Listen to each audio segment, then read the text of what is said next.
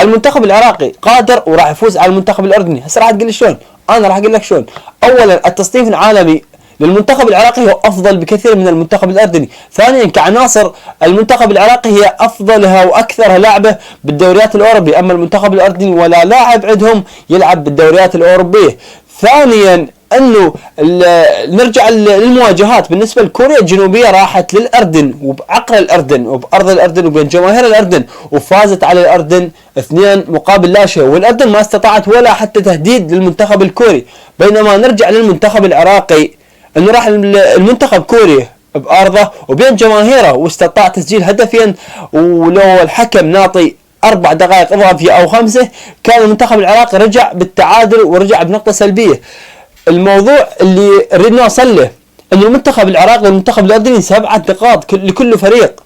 شلون راح يصنف ومنو اللي راح يخطف هاي النقاط الثلاث؟ انتظرونا يوم 14/11 في ملعب البصره في جذع النخله. المنتخب العراقي راح يهزم الاردن وان شاء الله نتيجه كلش قويه، وراح واحنا الشعب العراقي والجمهور العراقي جدا متحمس وخاصه بهاي المباراه، لان احنا والاردن بيناتنا ثار بكاس اسيا في قطر 2023، ومن سيتأهل مع كوريا الجنوبية إلى نهاية كأس العالم. السؤال ومن يتوقع النتيجة؟ فليكتب لنا في التعليقات.